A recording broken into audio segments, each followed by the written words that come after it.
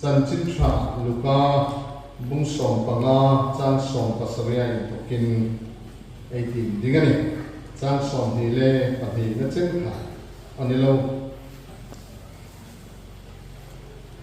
som hi le pali chen kha 18 dingani pathin tu tak te min ngai tha ngai tiu chan chin tha luka jek bung som le panga chan som pasariya in tokin Chunan hit so ping le kapa ko man lo fa hai bo fa seng la wa le tam ve ke hak chu hita ka hin ping tra min ka thi ding ani sia thau kata kapa ko ma feng kata pa wa na mi chu le na min kon til ka suk su la inau pa in buk la ka ni ta I ko man lo fa pa ka in sim ver ki ka ata chu chu na thawa apa ko ma a fe ta so chu na ta ka lo ngain apai na lo wa anu sit pe pe ka atlana akwa fo ta mo ya chana ko ma anau pa chun pa wana mi chu le na mi mun thil ka suk su la inau pa in buk la ka di ta no ata nisin la khom apa chun so hai ko ma zakaful athata khong lavatun la in siltir ro anilo in hak tir ro ako takut sebida in buntirun la ake kok dam in buntir ro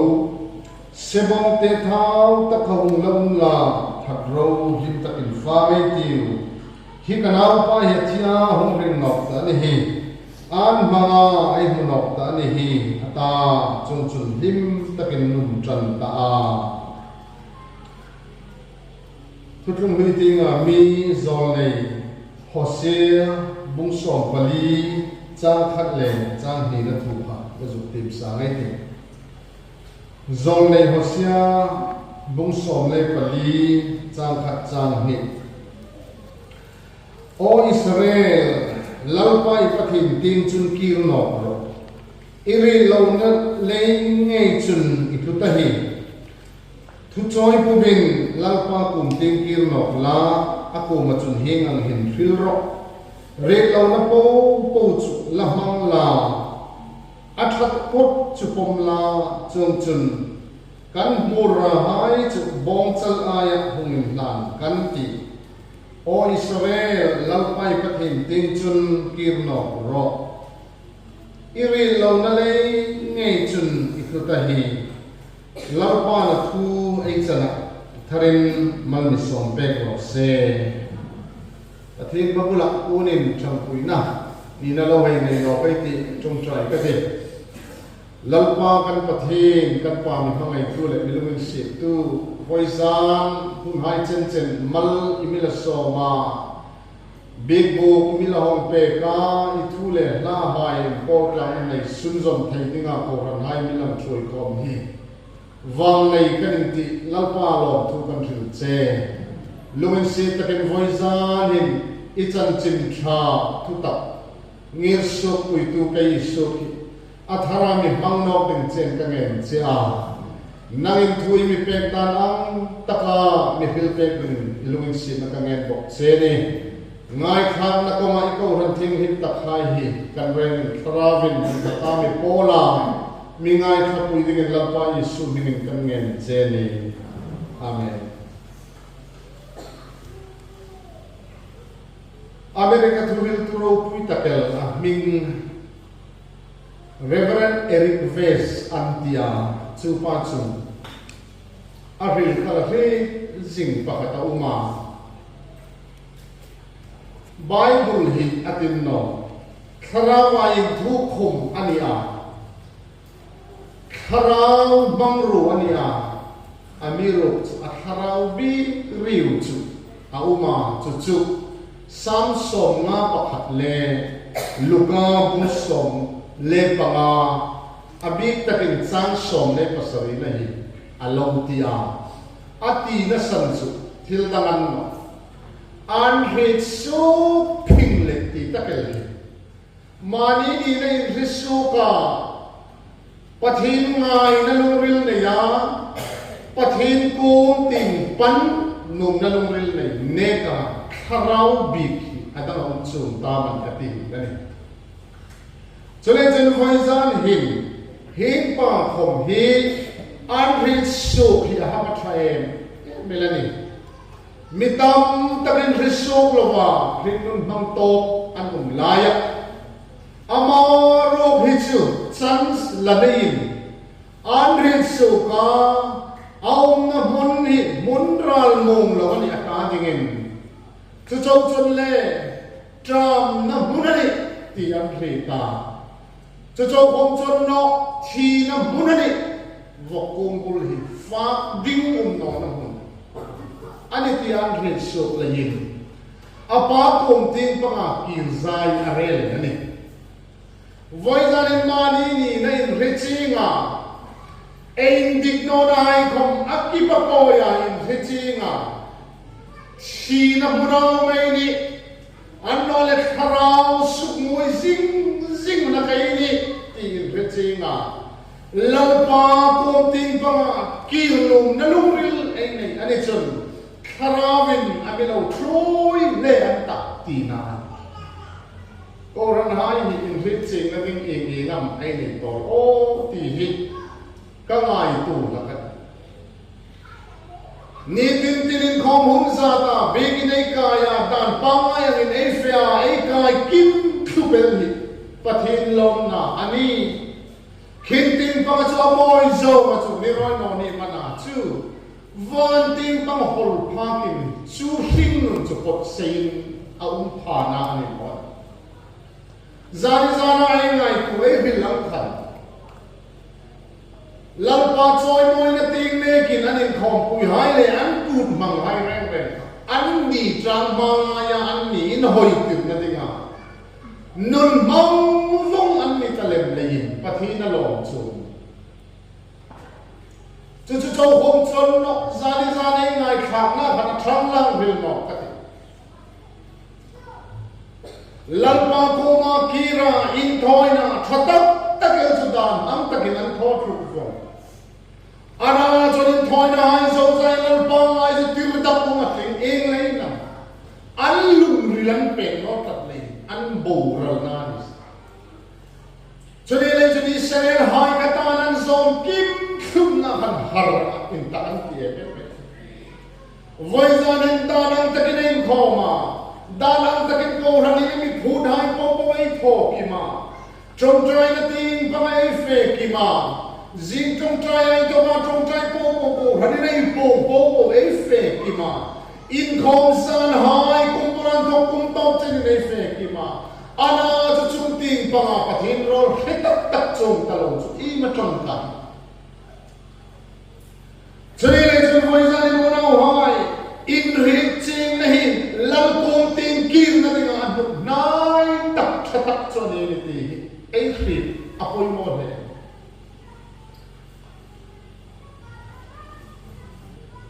har lo lam lo hi alo un ve the hi thu hi ka hi im si rop ta khom ka ringa kai khom kan ton ve a ka bon ve lol pa hi pathin thu hi mi pe pe la chira nom ko ran hin ka hil ta in ka he ta ni ka ta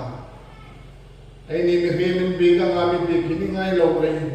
adang hi mi thleng pek nom no hi ka lo le hi akop ta sing an lang ta mi rik chil ta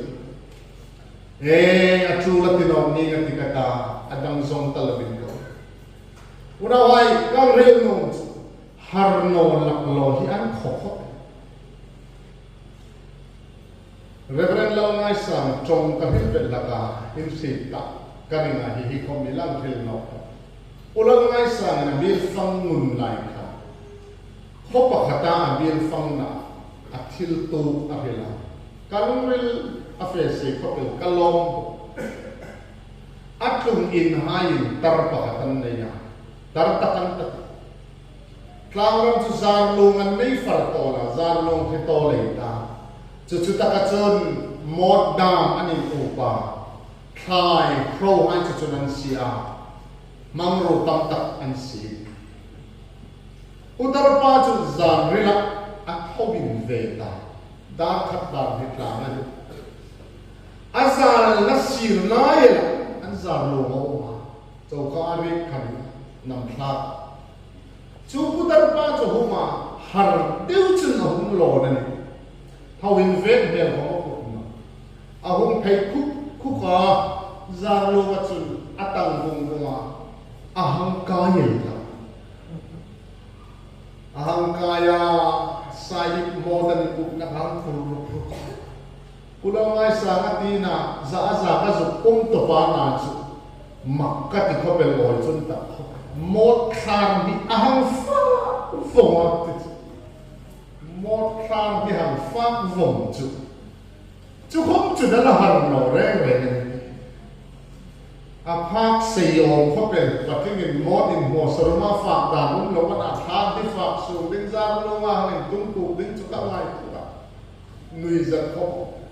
Allah har chung no ren ren unaw dit ta kai hai mai sa ni har lo in lam sei tak ei ho the ni ti he bin ngai tu voi za ni no har de lo in ko ran hi alo in choi thaya pension ra khom ni lo in choi thaya chel ba ka choi moi na pun sil ra khom ni lo in choi thai ko pa ni department team kami lawin choi thai boka amiro ka chumani team pa har tuk tak lawin chong chon pathin ram rong he lawin bol thai ti hi una wai noi ja ni nang hil na ka wan than lom de amaro hi chon le ahar chenga apa sungai thongina sam banga aro chan ai po wan lom fonga ai sunga an thongina soka khoram lata ka chon in hoi chen na ma in hoi wa chen chu sumai su tham vong phing le tra mi na hung nel no ka chu tra mi na hung nel son mi na lo fa di na ba fa in lo fa la tu ama lo la tu hai duan pe khomai phit ka vok bu pe di lo ti ngan tira vok bu fa khaya in thokin atram ji hoin ka ara om namunin munin diklau mi him namun ani ngai no le ti hum par suka thi namun ani ti hum rin suk chun om namun an to ka suk zai belin munda in sonin building dang aran pain lumril anei tanoa a decision om chu apa ang sum bok ka building in atau sum no kali ona hoi voice an hin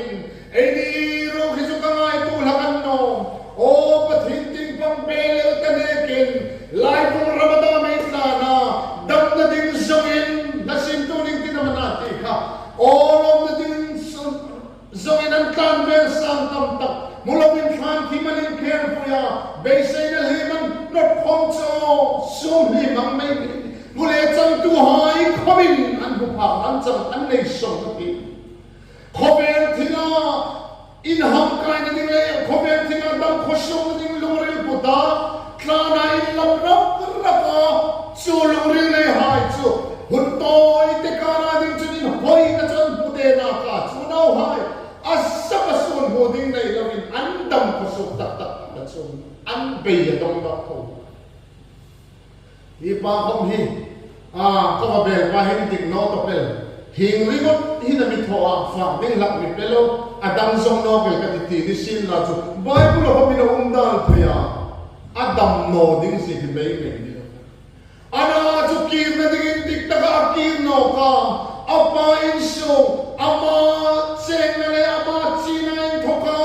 e khai bangai tu apa ang sum be a in ti na kir no na ta ke hi unau hai am chat na voi za ne ni khom ein chan na ei kholi tui kharau ram ta ka ei citizenship ni na in chan na bol pui ta ke cross ai kir no chun chu kharau ram rim da bel sa chu no dia lom da bel sa chu no dia chu chu ne chol sa teu ki ni ti hi ei pathin thu bangin ei pung ngam ne voi sa Chole chun hi mi pa hi avang nei emel pastor vesin ai fil hi atlo parking ka rita alo tinge ka kharau in dik ta kenai choi mi hai le a kharau be pel chu in hit so ka kim na dingin dikta ka kim tu hai an hamasha an kharau mi wai ta ne ko ran ko mi ei lim thar ne no thai na ding chon lam pa ei ki ei in dikta ei pin na pudin dikta cross apu ya pangin au pataka to wa na pang tak se ki thar na pin hine kin adim kom lim de mai ta hine kin alom ko be long ti chalai chun mai za ni na ha hi thu he tu ta pot hai hi tho ta kir parai ti we so na ei chang na ei ong rom na ei dom kun na ei bei dom na ei chang na bunai ko hin khop na ding hun ei in su nim dik ta ei ping na hun dik ta cross ei kir no lau pa in ami phu ta le ami ko ta chu a decision na a ro pui be pet o an ri so ping le thil da lai tu na kapa ko man lo fa hai ko fa se lo ba ne an tam ve ke la chi ta kan thi cha min ka thi ding ni sia tin to pel sin na chu ma son na cho no de in za ka dan de apa hi voi khat char adia aro mai pe ka anin thel hi ringong apa hin boya min di no re ti da min zil haw na hi ape ki ka re ngani chu ti anat azom no ter no ni na ngau pa hi be dong ape chu ni ta na ta ngai ko chun chen mai ko ni lo li kan ta a una da mai ko min mak ti kan ta an pa fa in se ro ni kom chen in dikrak lo pa fa in sel pe an no le tor pe de chen ne hei dei na cho papa photlang ni sa lui so ve cho ông đều là chừng các ngài tù là cái này hiện bảo có sẵn là cho nên chúng ta kêu nó đi mà làm gì các ngài tù à phan tắc atlan hay nó giống đến chừng ring ông nó hôm nay tụi cái hàng tam sao đi mà ta trên một hôm nay nó lâu em ngài tù tam tiếng lệ anh lâu em tam tiếng hai tam chú hàng ngài tù cái ta kêu nó chú phan chú khen nó anh chú ta cái chú vô cùng bố là chú chung hết rồi mình a decision na ki thau kata kapa ko ma fen kata pa vana mi chumale na mi butil ka suksu ina wain bukla ka dito no iko man lofa pa ka ni misimber ka ping kati a thau tange ya a fe peita apa bangai tu chun ra ka ngan tu minalo huwa pa chotlana ana pa tlana ibu ang sungalo lom luta ko fop ta mo ya ti e mu thagati ne cho nau pa hin ka pa na mi bangaya karing ne ken bo ro ka lo wa sang long te ami bu pe hom karing ta no ve na ka ro po ka la dok fo sa kai ka pa hin mi la ba sa ngai long de ti in a thil ti tum kha ti ta da le sin la bo a boi na le so na chung ana tu hi hinaya ala ti chal na hin in chu ding ei va hang nei thalom lo ahang address no pa adoi pathin kha address vana mi chumale nanga mi mon thil ka suk su ani hi avan thu glom ngai de hi dok chi ni pathin thurum pathin thuri lo aba po pa glom ngai de anoi pathin address athil suk sol na takal jovana mi chua thil suk sol ani ti a witness to hepoi to ding na pa hang nam hetalin chu avat chan una wai suk sol na pathin ko ma suk sol ani chu hepoi to chu apa ni ti anam hetani pa vana mi chule na men mon thil ka suk sol ani chule chi na wen bukla kanita no aham ti he indik takin pathin ko ma suk sol to anoi pathin apa hepoi to mutu ani ni ti aham pong chu avasukin tik lom ngai de mani solin riching dam phom hi o pathin nai lom phang nai pathin chang phang ni ko ba in riching it to bin na chu no vom lom de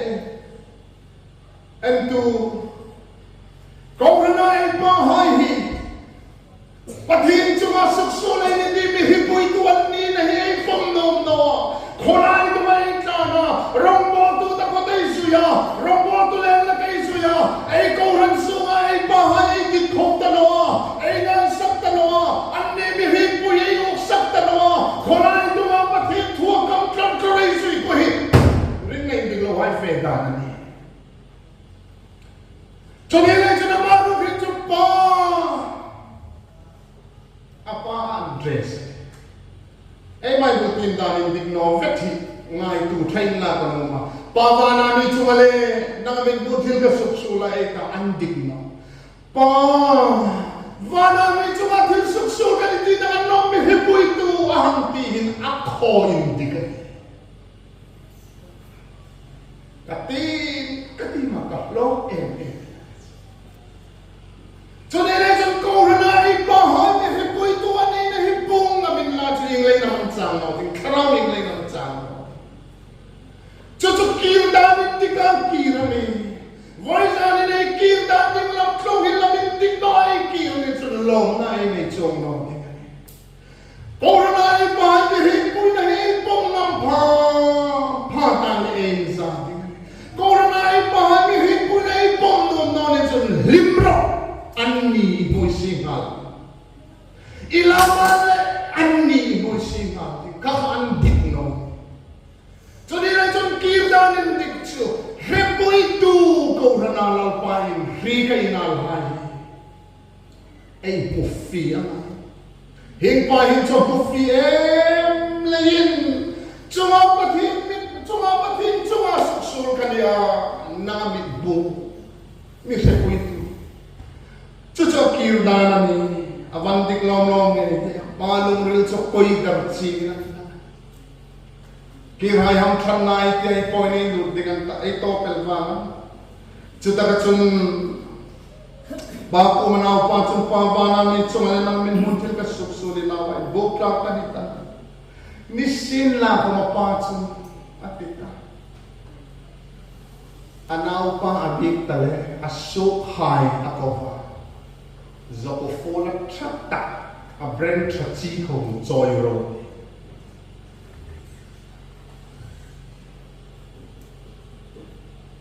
Isai pun som le pakat chang so mai in chu.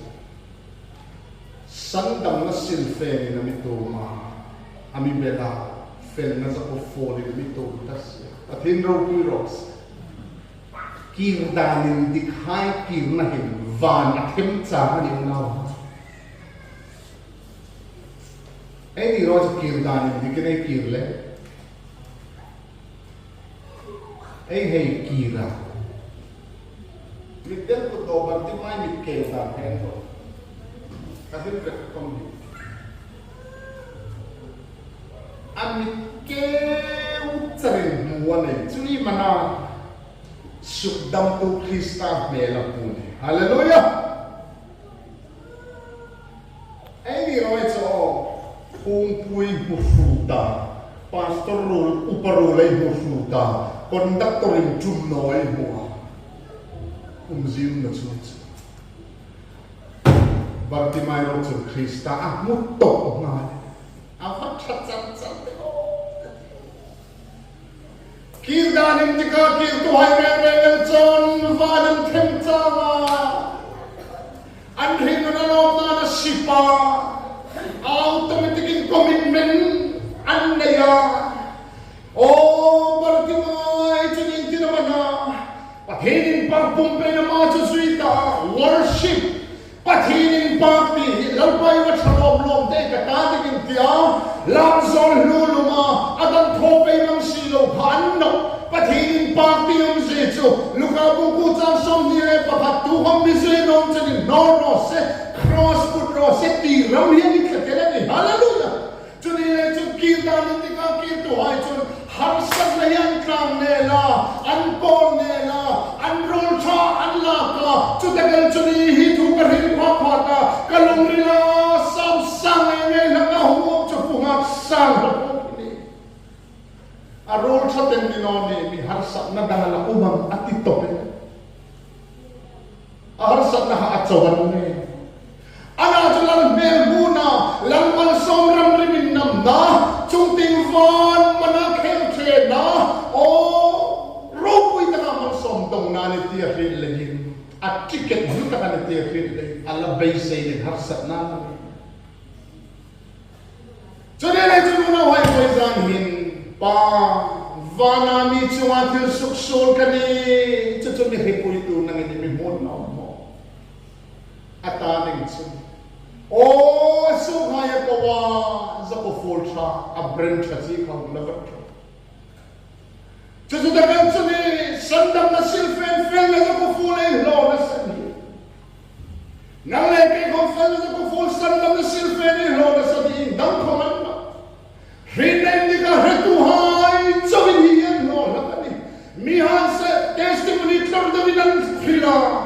anum tople la lo tople de mo hai an lo ma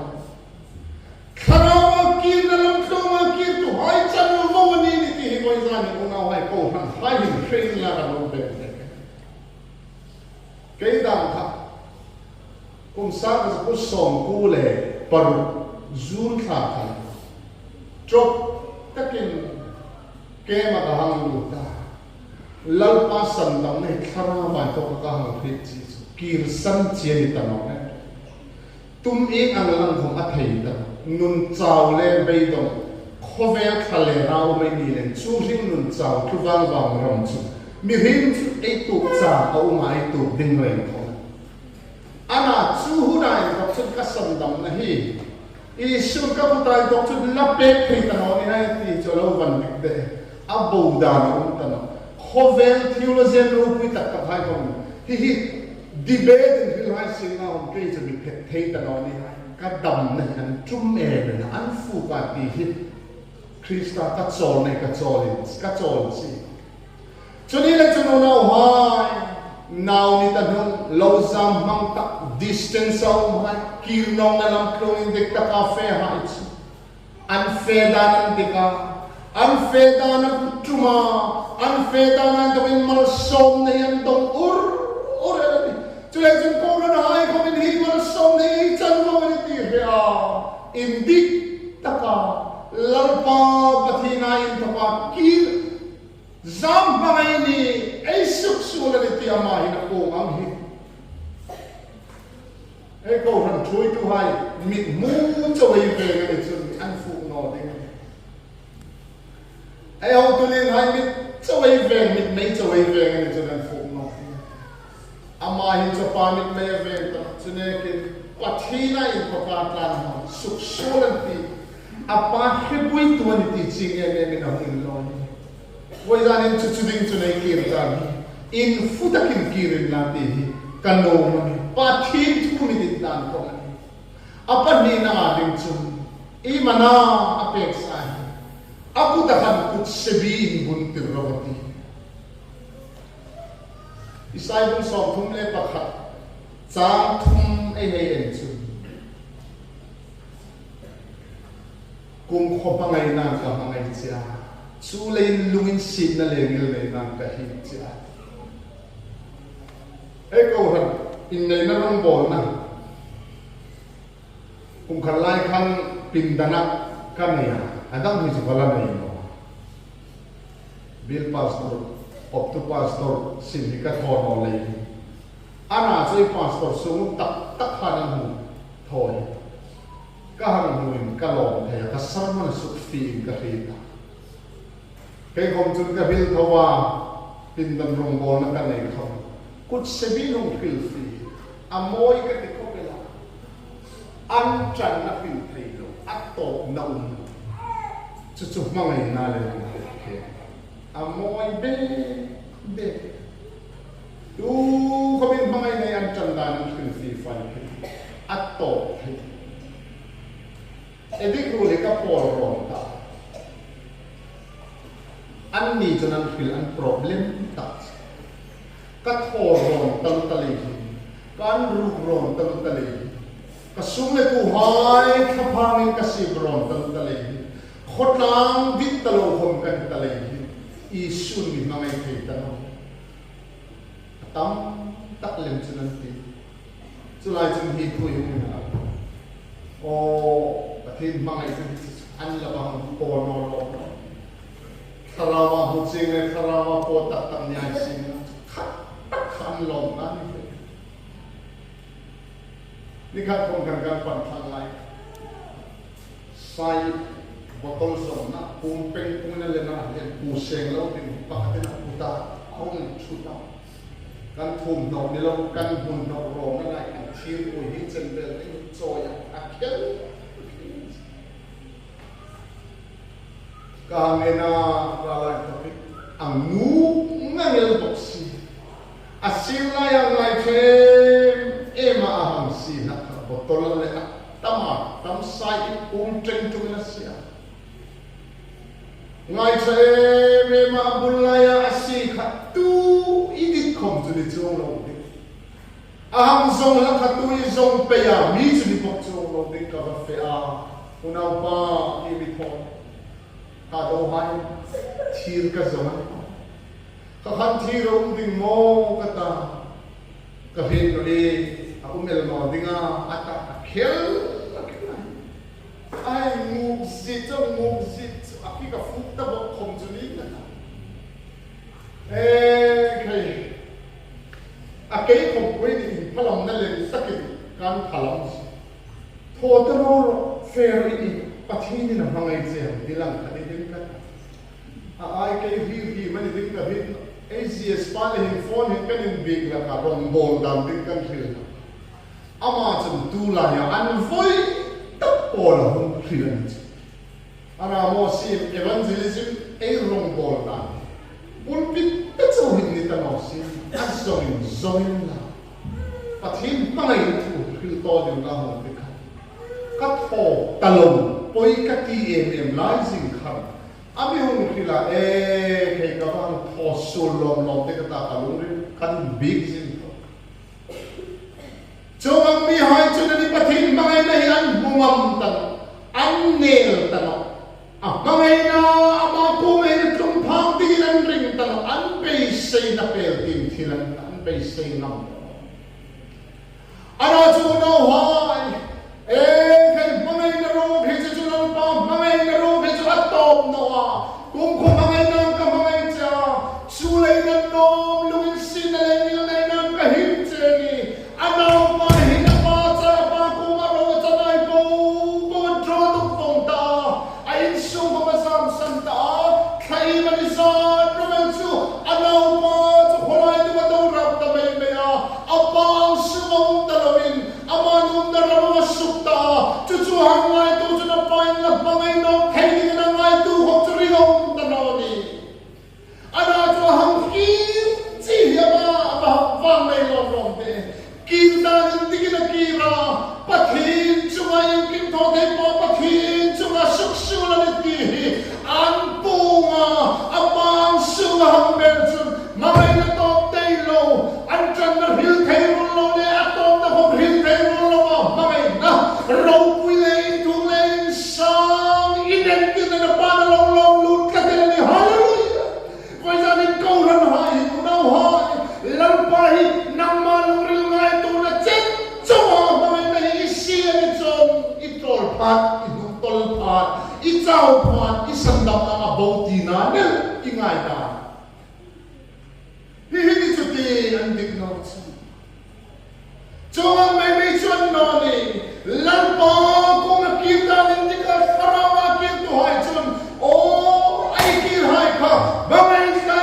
mangai ngai om li hai kan lo ni no kan zakai ko ka em tu si dol tu hai ho tu ni rom sarkara sim tho apu ni income tax officer na ranel ko ni lo IRS agency Indian Revenue Service yang cikan commissioner linta an ho yang iti manang filan no asa zatel rom sarkar mo ya mi dito alen kang lai kan super power rom sarkar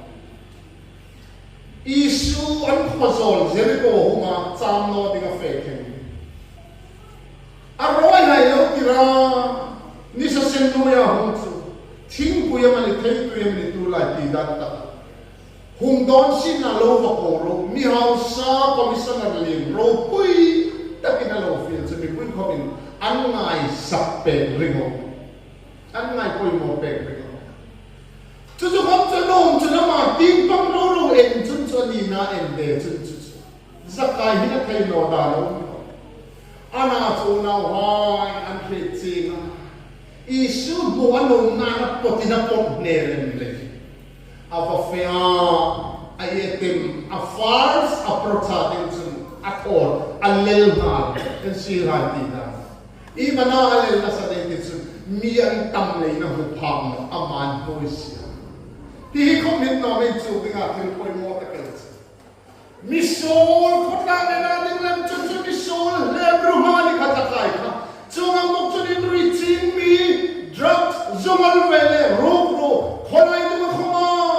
mi hai kan na hum le ro yan ti anno le kana palen pol ro yan ti ama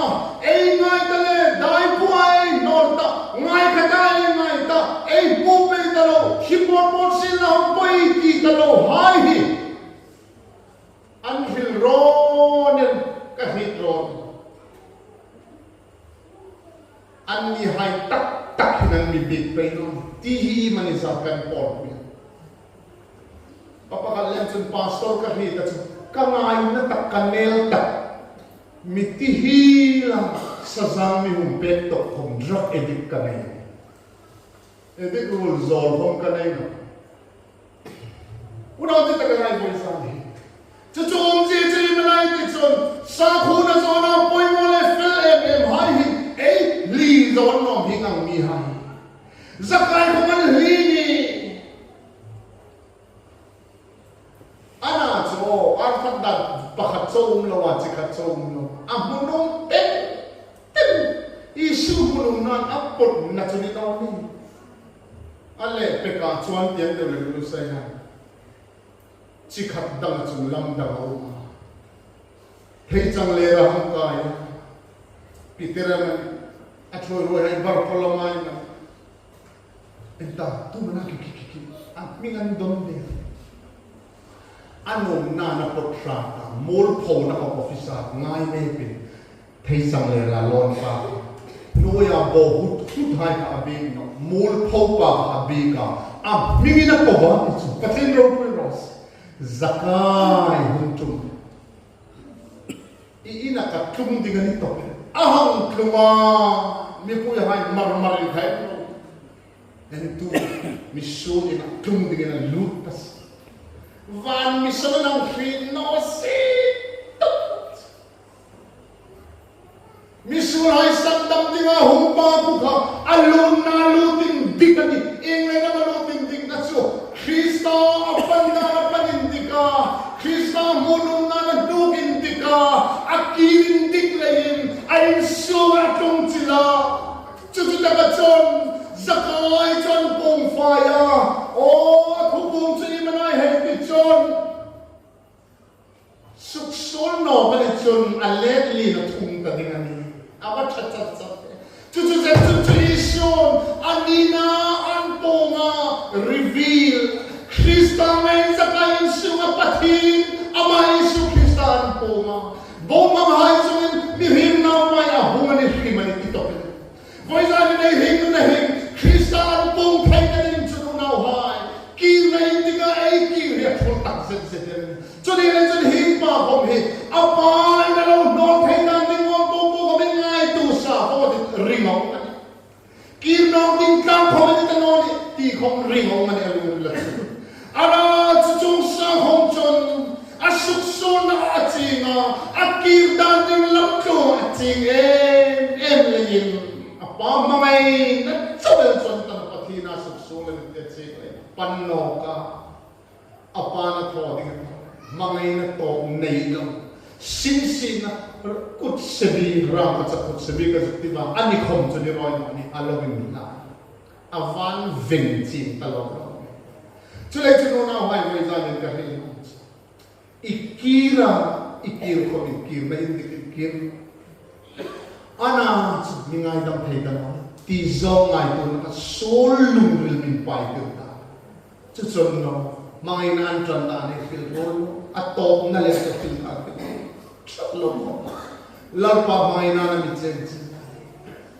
Tulay chun apa hin.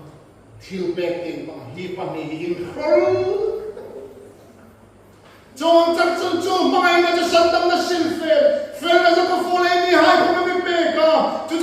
no mai na to ni dalawa ay no suksul sang ko ma mai na to chung na ma amay na mi chuya ami ngai da ma ami khem kai no au hi ei hai ko hiting pa mi ei khir kir na hindi ka kir hai chun unshade atom na takating ento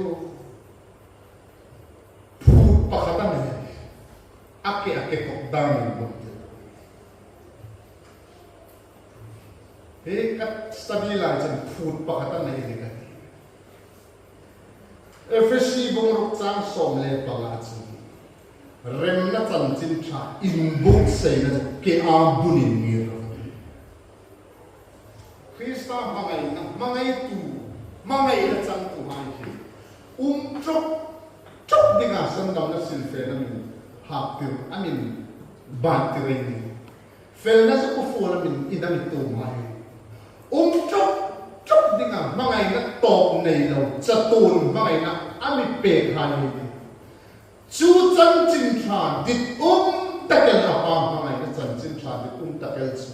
ki na hindi ka ki tu hai rem na chan chin tha ke a kuna ngir su ka proclaiming the gospel chan chin tha pong su tu dinga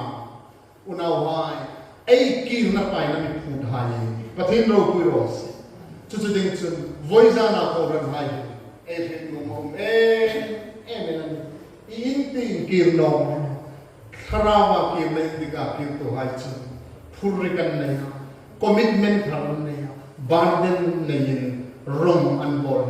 rem na chan chin thai bu sei ke a bu ni nang ni na kan hin pa bi all me ni na pa ke ko pa pe no kholai men thu na ding men ke ko pa pe no ni abangay si araw puisi abangay na tarlang ng sola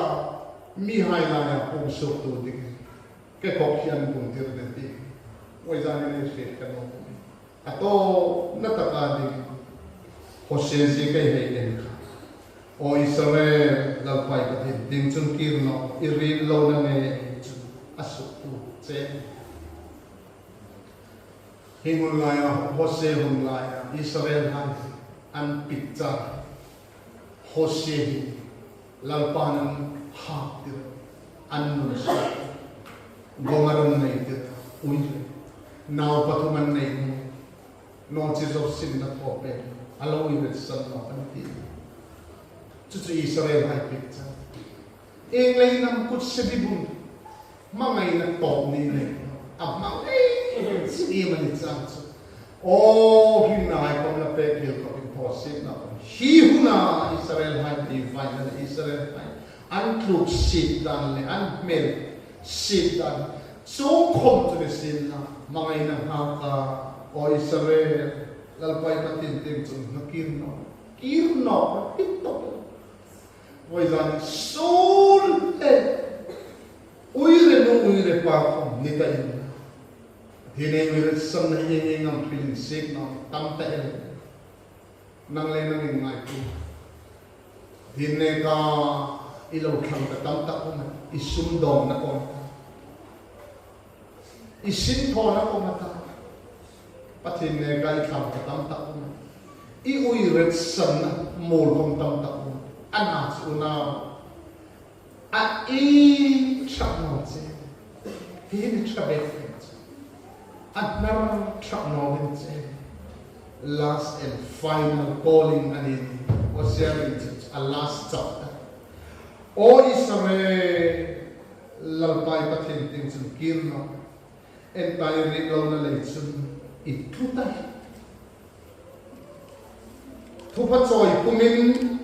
Delhi edition na sun tupatsoy pumin lalpa kunting kirno la takumat sun hingang hityo. Rilaw na po chulamang la atha tapos supom la chung kan mura hai bong chalai sun la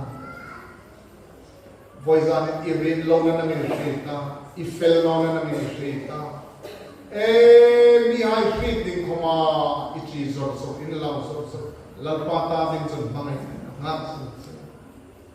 kirna indika kirni pathin thutak lamplo pro so din san voizan in ko na ai regel lalpai pathin indika ai pin na cross ai ven indika ai khole to indika van citizenship ai nei in channa cross ai renga kirthra lallam lina kalsoyan nun mangklam isul na shein simina din kirno ti voi zana en fil na atu tak la pa mai sa atharin mal mi so be se amen.